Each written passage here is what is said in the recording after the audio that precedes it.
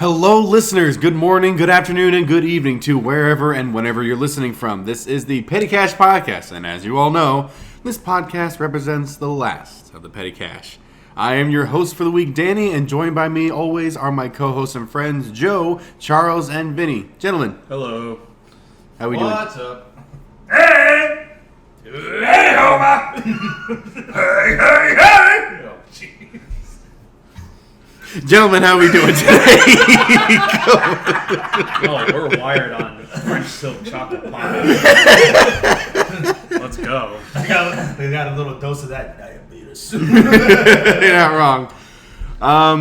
But yeah, we're basically recording right after the last episode, so not much has changed for us. We're a little bit hopped up on sugar right now because Joe brought over a pie last night, and we ate some more of it, and we got some cookies. So yeah, we're a little hyped on sugar right now, but I feel like that can be it's fine. But today's topic is one I feel like everybody has one of, whether it be you enjoy something, watching a movie, enjoying some food, or you playing a game, board or video. But the rest of the populace is like, you like that? That's right, it's so bad it's good, guilty pleasures. So I mean, who doesn't have a guilty pleasure when it comes to food, to entertainment, anything? Like, it's something you can just sit back and enjoy. Like, yeah, I know this is bad, but I like it. So I think I'll start this off. I have a mini guilty pleasure when it comes to just consuming anything, whether it be food, entertainment, etc. But one in particular, when it comes to the Godzilla franchise, the second film, Godzilla Raids Again. I know majority of the fans of the franchise think it's absolute garbage compared to the 54 classic. However, growing up watching all these movies, it's hard to hate on any of these movies, but when it comes to Raids Again, I enjoy it. Like, it's definitely not as good as the first one, because the first one was, you can very much consider a sci-fi horror in a way, but with this one, it was like, okay, first one did great, let's make another one right now. Literally, I think Raids Again came out roughly 9 months after the first movie came out, so they immediately started production once that first movie came out. And you can definitely tell in like with some of the quality of like the suits, the fight choreography, and they even had to get a different director because I don't think the original director either could or wanted to do it. But there was a mistake that happened during post-production that kind of lends to the cheapness of this movie. Usually when they film the monster fights, they film it at half speed, and when they play it back at normal speed, it looks like a giant lumbering monster swatting at each other and whatnot. However, instead of playing it back at half speed, they played it at 2 times speed, so when the monsters were fighting, it's like they were slapping at each other like cats. So there are points in the fight where they look like they're fighting normal, and then they'll start swatting at each other really fast. It does come off as cheap, and then there'll be certain moments near the end of the movie where you're supposed to see Godzilla walking in like this mountain of ice, and it's just an overhead plane shot, but when you see him, it just looks like it's a figure they planted in like a quarter scale set, and they're just zooming around it. And the suit definitely is cheaper than the first suit that they milled, but I still enjoy that movie. It does have like its cheap moments, it does have its lesser moments, but I still really enjoy it. Now, gentlemen, what do you have of guilty pleasures and so bad it's good for you? For me, I know it's been talked about on social media and all that, but for guilty pleasures with food, I really do not have a problem with pineapple on pizza. Get out. It's called Hawaiian pizza. Unlike you. Shut up. Get out. I'm with Joe in this one. And I'm also one of those that actually picks the pineapple off the pizza and then just eat, ham pizza. Really, there's nothing wrong with it. I mean, I have a problem with anchovies on pizza just because... I think we all do. Yeah. No, I would not have that one. But, yeah, everyone was like, who made this a big deal? I'm like, God, you guys are the biggest bitches alive. Like, honestly, if the fate of the world depended on that, you better scuff that down. I mean, entertainment-wise, I know it's not a popular one. I fucking love Super Mario Brothers the movie. Bob Hoskins. That's a guilty pleasure. I will defend Howard the Duck. Yeah. I don't care. Really? Like, That was a fun movie. there's just some funny moments that, sorry kid, you can't find the joy in it because it's a generation out of touch for you. So I have to admit that. But We know I'm the young one here. yeah, you are. So yeah, there's some funny moments, and you kind of have like the little clicks, and you have cult classics. That's how it reaches to the masses. Yeah, and I know people like try and find like those bad movies like Troll 2 or whatever, but that's just entertainment sake wise. But that's it for me for guilty pleasures. All right. For me, let's see. When I think about guilty pleasures, one that immediately comes to mind is a video game. I'm not sure if you guys may have heard about it when you came around to my place, because you probably saw the copies of it that I have on my shelf. But it's a little game that came out for the Sega CD and the 3DO, and I think it came out. There might have been one other system it came out for, but it's a game called Sewer Shark. Now. Yeah. Now, for those of you that like have never heard of it or whatever, and you're thinking like, "What the heck is a sewer shark?" So, what it was is you play as a pilot in this dystopian future where basically the majority of the world has gone to shit, and no pun intended. But yeah, pollution and just overutilization of materials and things like that. So most of the world has gone to hell and back. And excuse me. And there are these last little bastions of good clean air and good environments that are reserved for like the elite. Those that can afford it and stuff like that. And most of civilization has been forced underground. And so now they, live out their lives trying to basically exist and also to keep the elite happy, like by maintaining the sewer system, which is now evolved into this labyrinth system of, tubes and gates and things like that span all throughout, like under the surface of the earth. And there are these pilots that pilot these machines they call them whole hogs. Think of them as like underground fighter jets, if you will, that navigate. Like hog, like the animal, like whole hogs. Like what are whole hogs? What do those look like? Yeah, well, think if you imagine the cockpit of like one of those old attack helicopters, but like cut that whole front cockpit section out, attach weaponry to the front of it, and then attach like jets similar to like the X-Wing on the back of it, and that's what it was. And they navigate the sewer system, cleaning out all of the various creatures and stuff that have mutated and evolved over time due to all of the the corruption and stuff of the earth. And these pilots are all striving to try and complete a successful run. If they do, they end up making it to a place called Solar City, which is one of these nice last bastions of beauty and everything that still exists on Earth. But for the most part, many of the pilots die. So it's common knowledge that most of them don't make it back, or most of them do not make it a complete full run and make it to Solar City. And it was done back in those days of like animated film.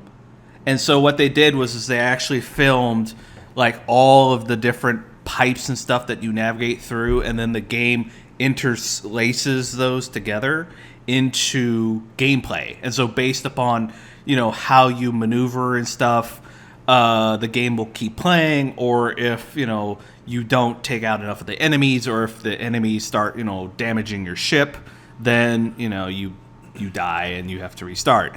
And I always enjoyed it because it's so over the top cheesy, and like even just watching like the intro to it, where your co-pilot Ghost, I mean, you're walking along and you basically come in and you're hearing over the intercoms that there was another crash. And, they're like, oh, man, another crash and burn. And you're talking with another pilot by the name of Falco. And she gets called because now her run is up and she needs to head out. And so then you're looking at this board of all the pilots have been, air quotes, retired. Mm-hmm. In other words, dead. And then all of a sudden, your co-pilot, he slams another photo on the wall and says, welcome to the sewers, punk. That guy you're replacing, he had that same tough guy smirk on his face that you do, till he hit the wall. And I can't do it with enough justice because, I mean, he's so over the top, hammy and cheesy with it. But it's just so much fun. And then your navigator, which is this little orb that like flies out way in front of your ship and finds paths that are available and gates that are open, or opens gates for you, and then relays that information back to you. So as you're flying, he'll tell you, okay, your jump data is 6, 12, 9er, and as the jump gates come up, you have to take those paths. If you don't, he will then have to try and navigate back and try and catch up to you and try and get the doors open in front of you, in which case you're now running the risk of that door might not be open. It might be damaged, or he might not be able to get to it in time to open it for you. And, then, of course, you crash, and then game over. But it's so entertaining, and it's entertaining to the point where I've actually played around with the idea of trying to recreate it in modern, programming languages. I've played around with that idea.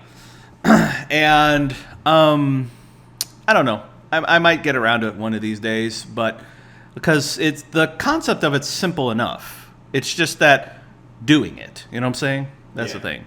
And but it's one of those games that I've just enjoyed, and I haven't played it in a while, but because I don't have the hardware.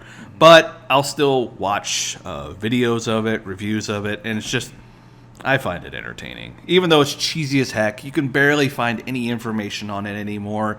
And I don't even think, what is that, limited run games? Like, they'll oftentimes go back and make games and stuff like that. Like, they've made, what was that, Night, the one with the girls in that, with all those vampires? What was that one?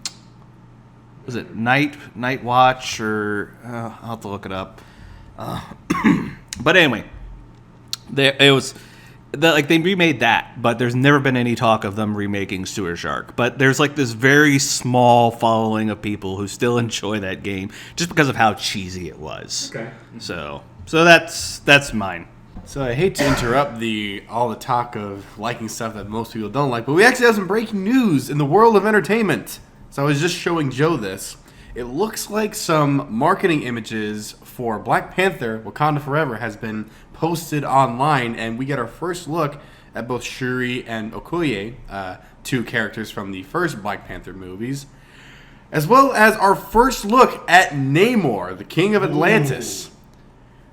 I will say, like, the looks of Shuri and Okoye, they look fine. They look like a nice natural progression of what those characters look like. It'll be nice seeing. Remember how to pronounce her name right. Danai Gurira. I enjoy her as an actress, so it'll be nice seeing her back in this role for Black Panther: Wakanda Forever. But we also get our first look at Namor, and looks like they're kind of changing him a little bit. It looks like instead of being more Atlantis-based, garb and clothing and whatnot, it looks like it's going to be more Aztec-based. Now, to me, I find that really awesome because I enjoy Aztec culture. I think they're quite a fascinating culture to learn about.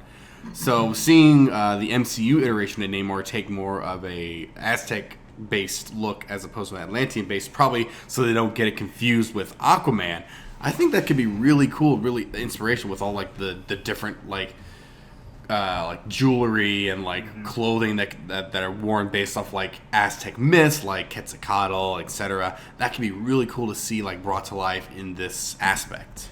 Yeah, I'm just now looking at Namor's design. He looks cool. You know what it kind of reminds me of? It reminds me of El Dorado kind of design. Okay, yeah. That kind of Aztec culture. The nose gauge, though, is throwing me off. Like, him having a nose gauge like that, just really weird. Nose gauge. Yeah, he's got like a nose, giant some nose sort of gauge nose thing that's going straight through. That looks like a nose ring, not a nose gauge. Well, it's still... If I can zoom in. Yeah, it looks like a nose gauge. No, that looks like one of those piercings that you would put through your septum. That's not a nose gauge. A gauge would be like expanding his nostril size.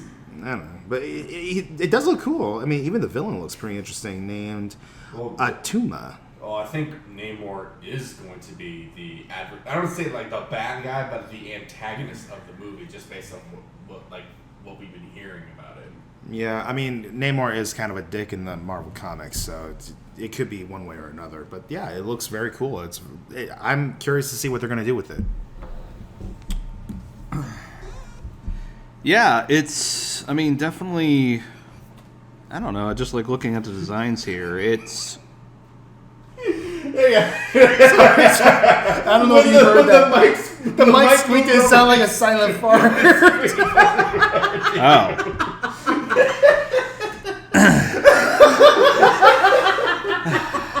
And this is what I have to work with, people. This is what I have to work with. Yeah, Joe and I are just like, oh my gosh. Sorry, but all three of us looked at it like, kids.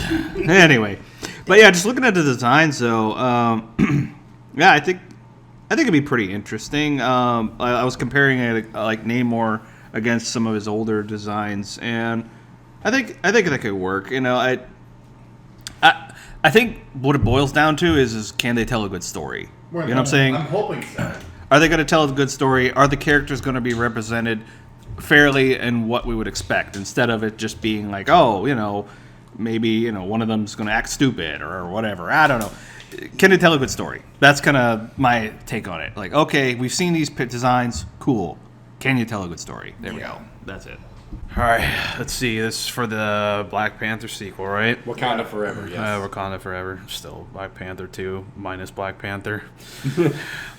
Yeah. Yeah. Nah, I don't really care for those two. Name. Oh, boy. That's a Submariner. Okay. Well, got a big fins to fill, I guess. I don't know. Big fins? I feel like this is the first time he's been portrayed on screen. What do you mean? I'm just saying, with all the other aquatic superheroes, man. Like, you got Aquaman and... Duh, let me fucking finish, dude. All right, so you got Aquaman and the Deep from The Boys. Yeah, that's right. No, so it all depends. Entertain me, but is this something like I'm definitely going to watch the first day? No. I mean, yeah, I'll probably go see it. Yeah, I know you would definitely do it. I like teasing this guy. But no, I mean, for me, if the MCU was... I mean, if this movie is good, okay, I'll give it a watch. But right now, it's just like, these are kind of like the promo images. This is what they have in mind. This is what they have in store. Okay, so... All right, get back to guilty pleasures. Yeah, then you're up next for that. Yeah, no, I guess in a whole, you know, Marvel is our guilty pleasure altogether because we just love these characters so much. But I guess related to that, one of my guilty pleasures that I realized when I was younger is, in fact, Nicolas Cage's Ghost Rider movie. Because it is very cheesy in a way. Like, keep in mind, Marvel in its early 2000s was still trying to figure out how to tell a good story with good comic book characters. And so the treatment was, if it's a comic book movie, treat it like a comic book. And that's what we saw with Fantastic Four, the Hulk, Ghost Rider, the X-Men-ish, because they changed the suits to like the serious leather black look. I prefer yellow spandex.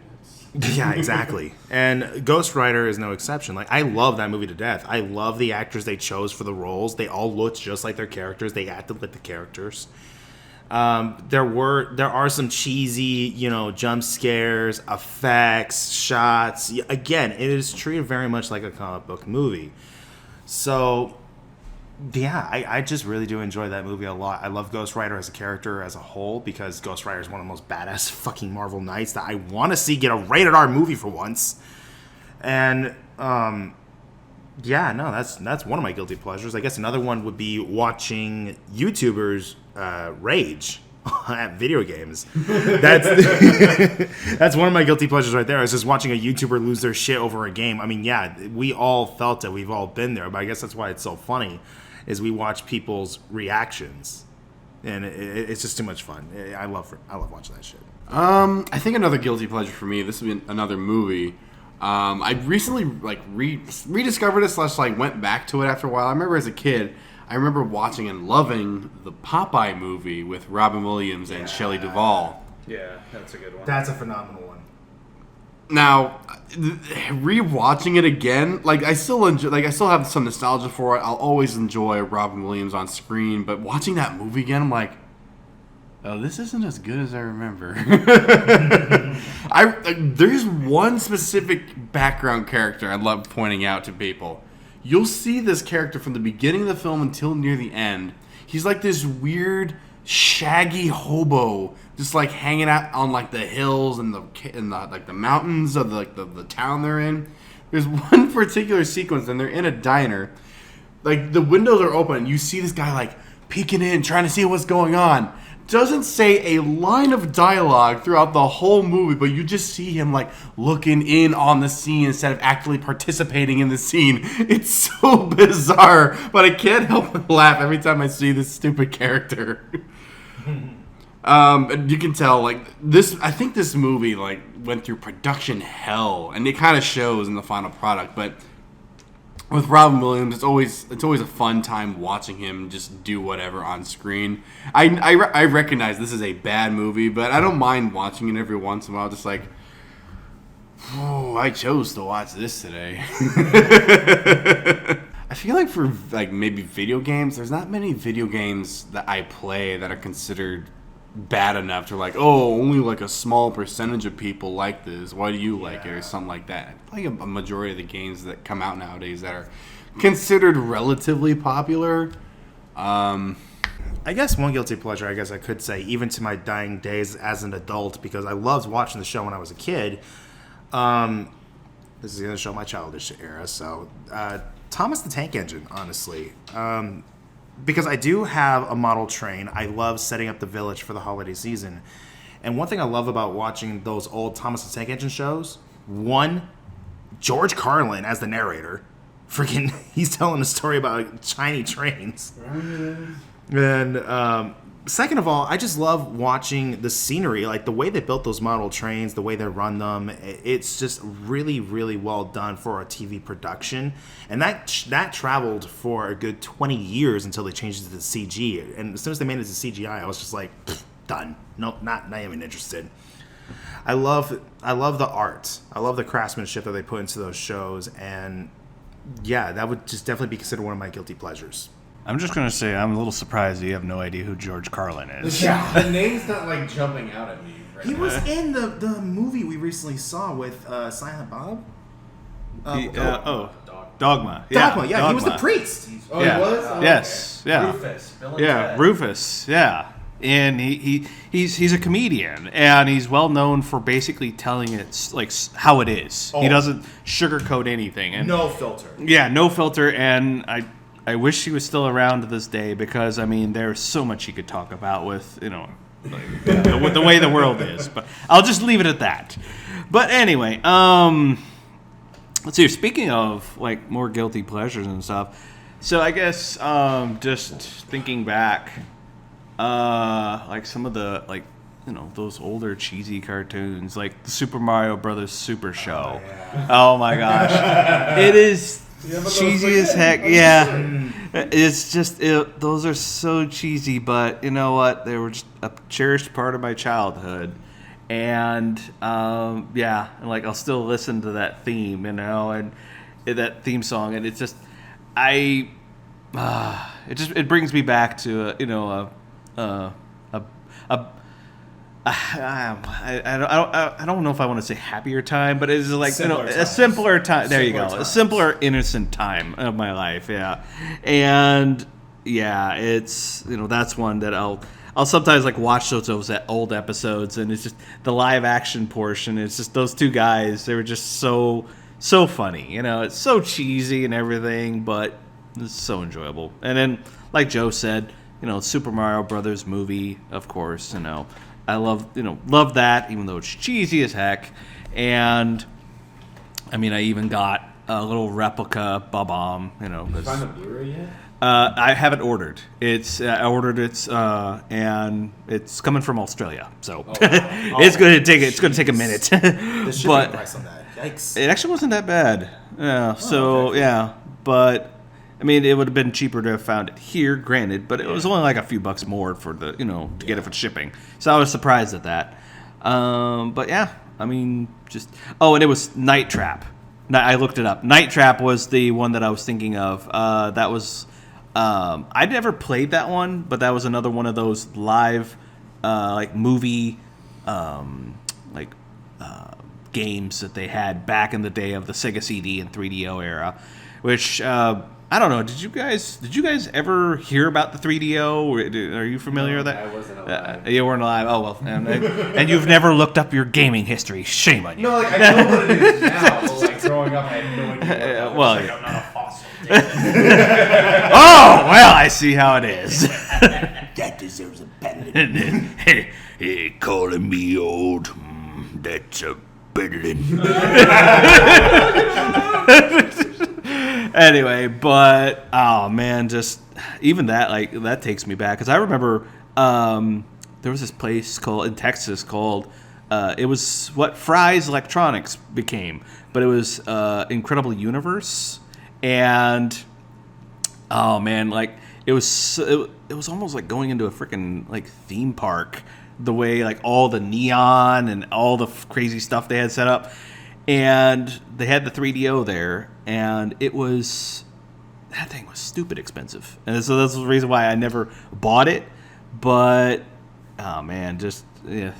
And then Fry's Electronics bought them out, and then they became, kind of basic and boring, with the exception of, like, those. I heard there were some shops that still were, like, kind of cool looking. Like, one was based around a pyramid.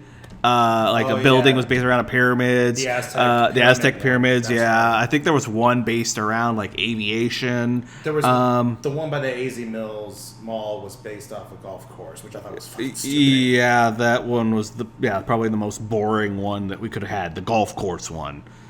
But anyway, yeah, I miss that store.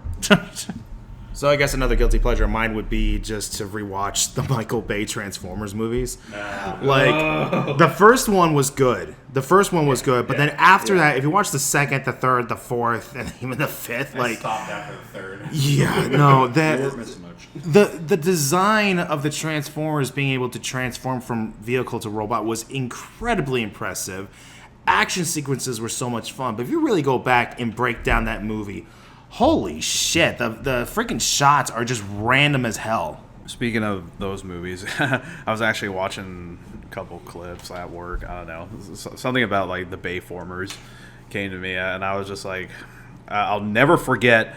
Does anyone remember the teaser trailer for the first Transformers? No. Yes. My god. It was basically the rover, and like it starts off with like the United States government like pretty much covered this, from the rover, one of the missions and everything. And then, so it starts off. It's pretty much how all those NASA missions are with the cams and everything, and all of a sudden it just tips over, it crashes, and the lasting image you see is like a Transformer, probably Decepticon, just like reach for the camera and all that. That's all you needed, and I was like, okay, that got me hooked. Like the first one is great. Like I mean, I don't know, they all did a good job. Even they got Peter Cullen to do Optimus Prime. Yes. Freaking amazing. And then Bone Crusher like spearing Optimus off the freeway and everything, and then Barricade and Bumblebee. Like I mean, when you saw, oh damn, I forget which ones. The helicopter at the very beginning. Blackout. Blackout, yeah. Blackout, and then you know, these transform annihilating the base. That was great. When Barricade came out, when you finally hear it speaking, it slams. You know, and like that was good. Second one was, you know, okay, they're trying to rehash everything from the cartoon with Optimus dying. But then, God, I don't know. Like, that's when you saw, like, okay, the holes are here and everything with Bay explosions, Michael Bay, like, okay, let's close in on Megan Fox here. And then that most annoying fucking college roommate that was there with Sam. I cannot stand that prick. Sorry, dude, you were the most annoying guy. I just wish you got killed off in this movie. Your character, not you. But the third one was actually neat because it's funny. They destroyed Chicago. And we see casualties. Yeah, so, I mean, and some characters from the first movie return even better. But I'm going to throw this out there for guilty pleasures and all that because 2 franchises I would be willing to open that... yeah, I have taken lightly with, I mean, obviously with most of us, the Star Wars prequels. Yeah. Because back then that movie got a lot of hate, especially, I mean, even it followed after Revenge of the Sith in 2005. And then, I don't know, just when those kids of the prequels, like, grew up, like, those movies became much more appreciated. Another guilty pleasure would be, like, there's huge hardcore Star Trek fans, and they don't like the Kelvin timeline, basically the Abrams verse and everything. I liked it. Yeah, it was entertaining and all that. Yeah, sure. There's kind of like, you know, where's the, you know, the peaceful Jedi. Peaceful Jedi. No. Star Trek. Oh, Star Trek. Oh. Yeah. You know. Jeez, man. But where's the diplomatic, you know, talks and everything like that? No, you need. I mean, yeah, it did follow those kind of like blockbuster action, you know, scenes and everything. But some of the characters that are in, I mean, there was like funny moments and everything. I mean, I'm gonna count to Star Trek Beyond, which some of the Star Trek fan base kind of lightened up to Star Trek Beyond because I think Simon Pegg had a writing hand in it, and Justin Lin was actually a fan of, you know, the series and everything. But it actually expanded upon Bones and Spock. Those guys actually stole the show. Yeah. But, yeah, I would openly admit, like, no, I really do like those because I'm going to say this. You guys aren't really favoring Discovery and Picard, so guess what? I'm going back to the Abrams I feel movies. like there's some favoring in it, but since Discovery's on its like 4th or 5th season and Picard's getting a 3rd season. So, I mean, there's clear... I haven't watched those shows, but there's clearly a fan base if they have multiple seasons. For those shows and everything, it has to be one of those things where, like, I don't know, for some reason, Star Trek just has to be on TV one form or another. Yeah. Without it, you know, yeah, there was that big gap after Enterprise, and then that's how we got the Abrams movies and all that. And, shoot, this could be a Star Trek talk for now on. But, yeah, no, that's definitely something to talk about with Star Trek fan base, or with the Star Trek movies, the franchise. But I don't know if any of you guys are fans of it, but no, I mean, yeah, Vulcan salutes, yeah. And yes, you can be a Star Wars and a Star Trek fan at the same time and all that. What entertains you? But it's, again, like, there's the whole general public. There's some who side with, you know, if you have to choose between Star Wars and Star Trek, and of course major general audiences don't even know the difference between the two but our nerdgasms kick in when when you're like, oh, Star Wars, isn't that the one with the Spock and you're like get it together, like, just correct yourself, god damn it. But yeah, that's just where I go. I'm getting those out there. I just actually thought of another guilty pleasure recently. I remember as a kid, back when McDonald's used to have video game demos in the play area. I remember this one game. I kind of rediscovered it recently. I haven't played it again, but like watching videos on it. There was this skating game for Disney movies. Yes. It was like you could play Toy Story, Lion King, Tarzan, and like a couple other ones. Skating games that aren't like Tony Hawk Pro Skaters aren't great, but like thinking back on that, I'm like, That was a lot of fun playing those games. I was terrible at them I because still have it. you have it. I have it. Yes.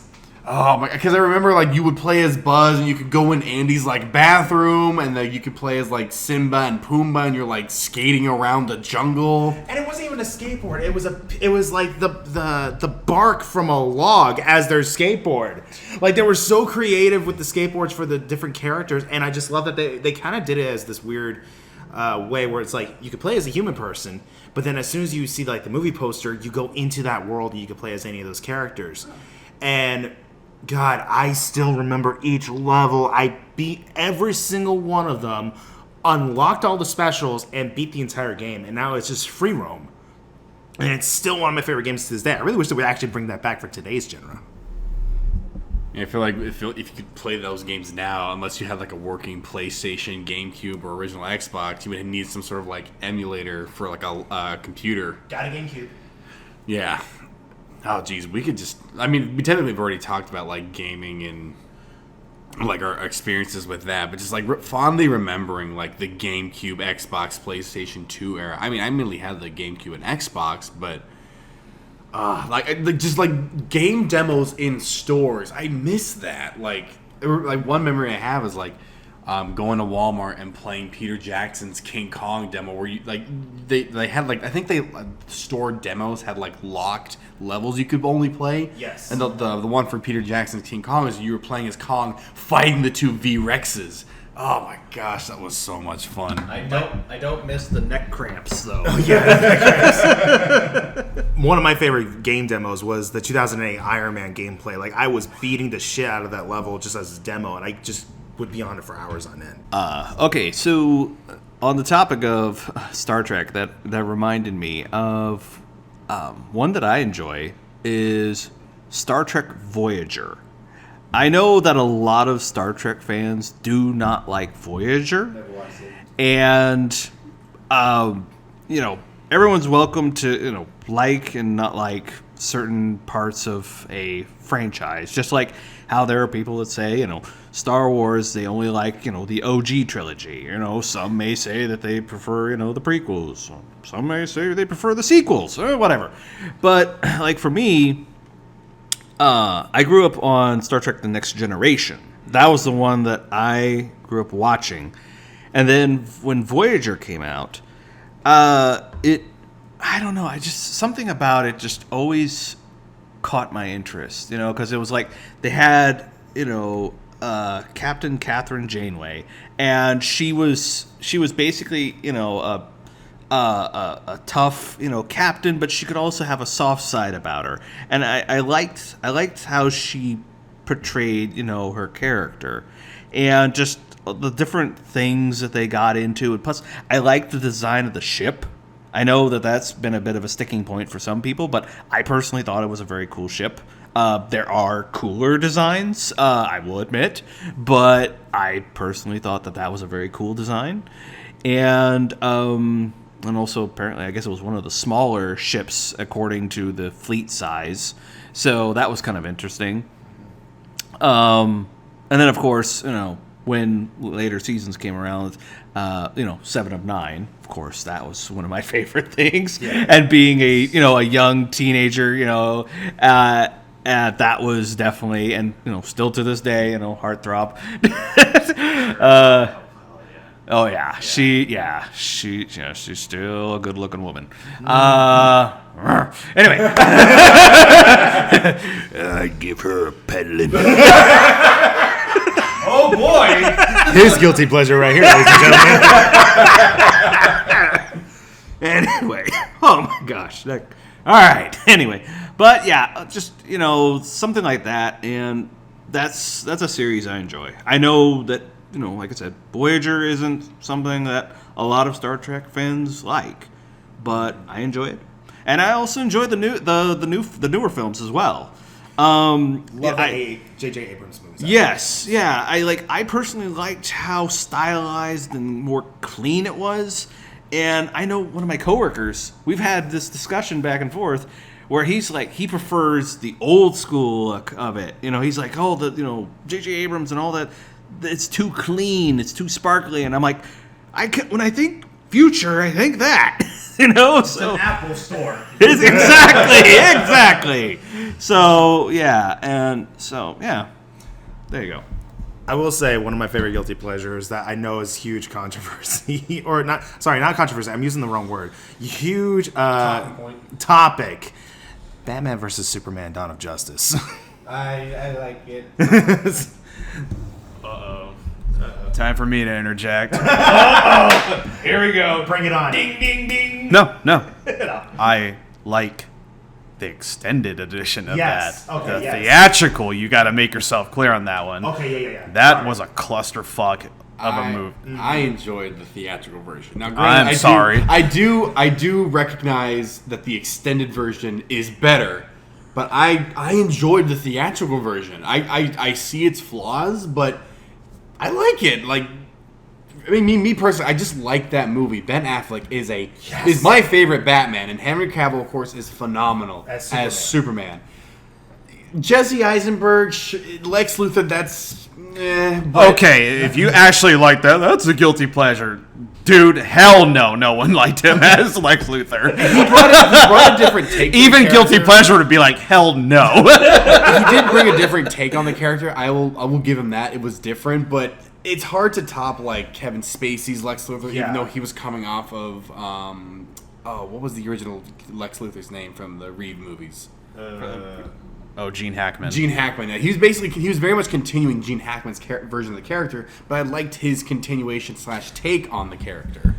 Like, speaking of like Kevin Spacey's like Lex Luthor, when he shoves when he basically sticks that kryptonite shiv behind Superman, oh man, that was Kevin Spacey. Let's not forget, I mean, despite all the real world shit that happened with him, like, dude, him as an actor, he was intimidating as fuck. Yeah. So, I mean, going back with Batman versus Superman, like, I remember, like, dude, I mean, I could even talk, like, just watch that opening day.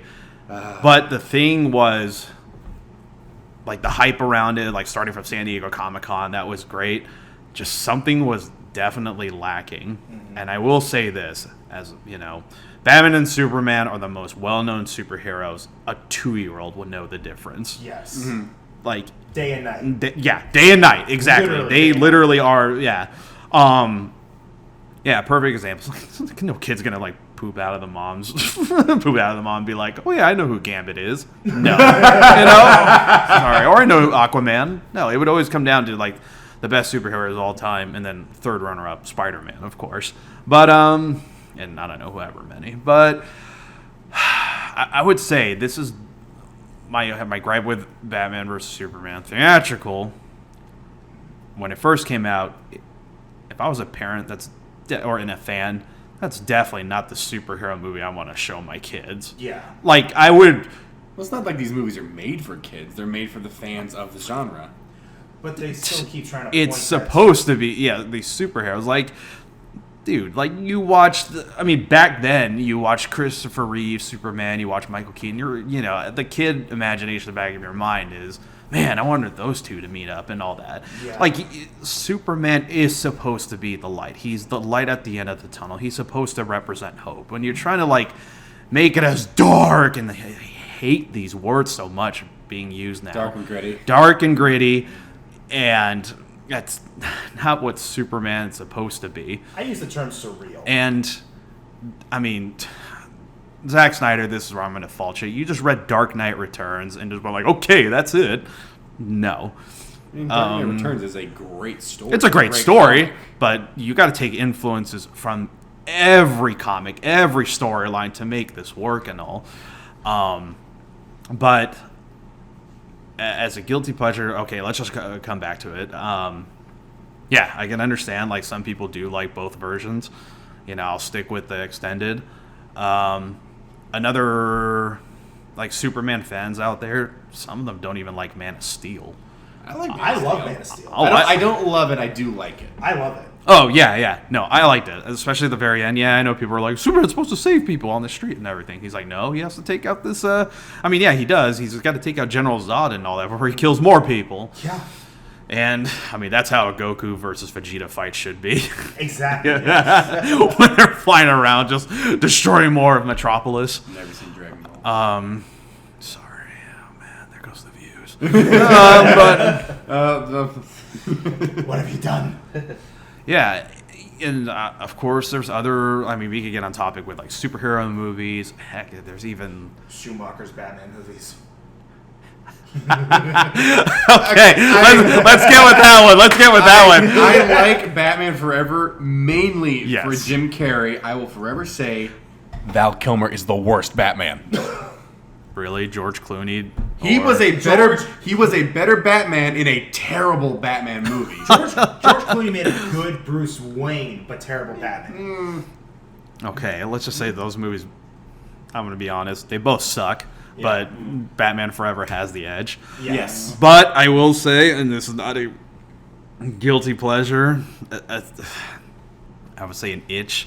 You have to come with the right mindset. Batman and Robin is a comedy. Oh, And without that movie, It's an Adam West. you won't get Christopher Nolan's Batman True. trilogy. That- So that was pretty much like an Adam West spin-off Batman movie. yeah, it was bringing back the old '60s campy Trying to make show. it more towards kids. And I'm sorry. I do not see the appeal of Poison Ivy. She was not even my favorite character there in that film at all. Everyone says, "Oh my God, she's so hot." I'm looking at her like, okay. Uma Thurman's great. I like it. Well, if you were to ask me, refresh my memory, who played the psychiatrist in Batman Forever? Nicole Kidman. Nicole Kidman. She would have made a perfect Poison Ivy. She was. She was fine as Chase Meridian. Like my bat torpedo was like, I'll take you to the circus, or Val Kilmer the circus. That line right there is the sole thing. It was like, you want that's a good Batman. Tell me, Doctor, do You like the circus? It's in my back cave. Like, no, there's so.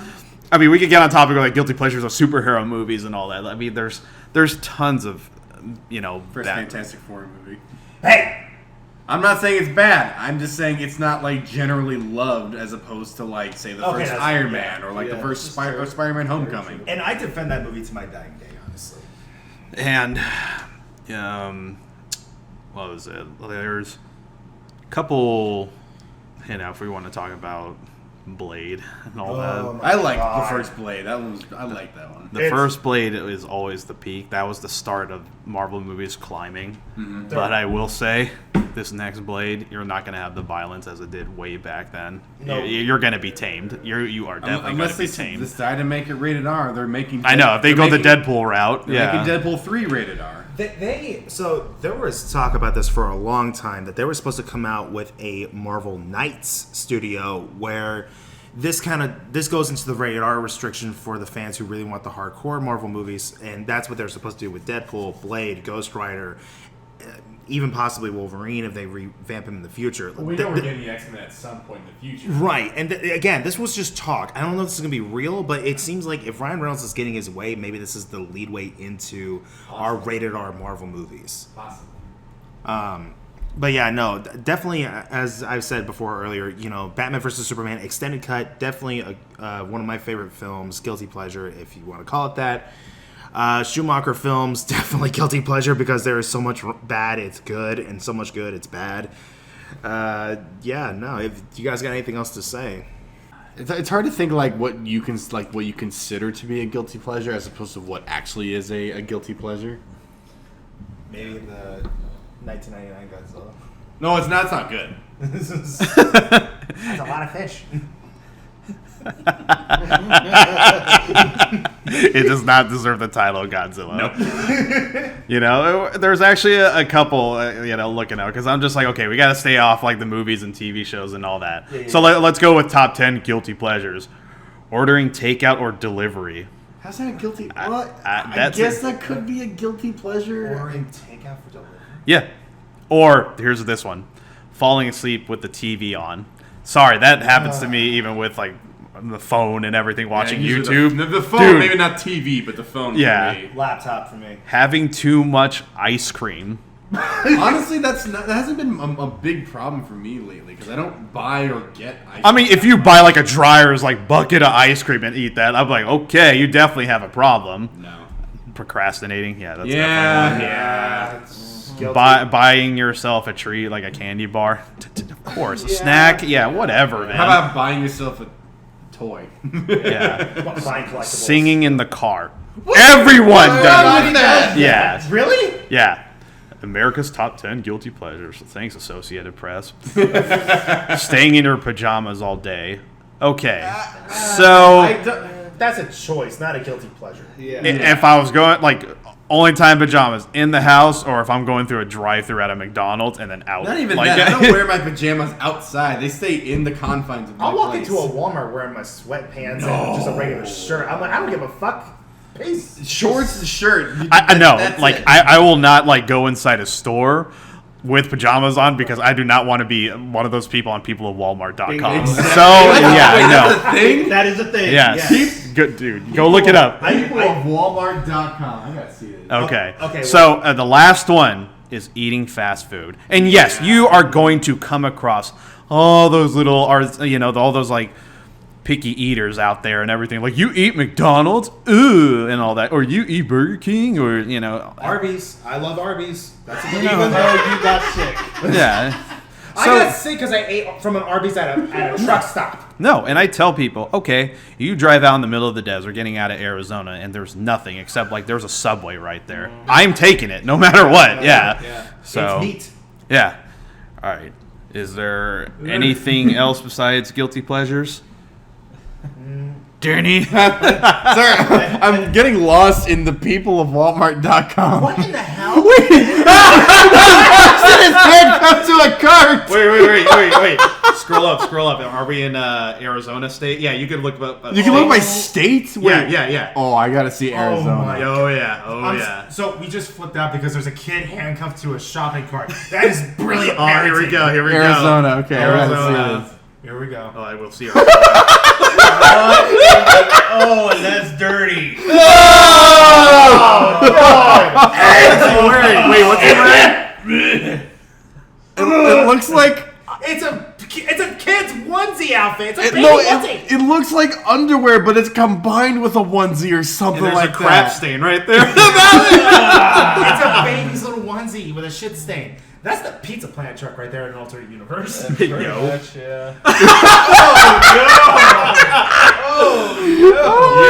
Old man in shorts. Daisy, Oh my Daisy gosh. Dukes. Yeah, An old man in Daisy Duke. Yeah, and yeah. Oh, jeez, no.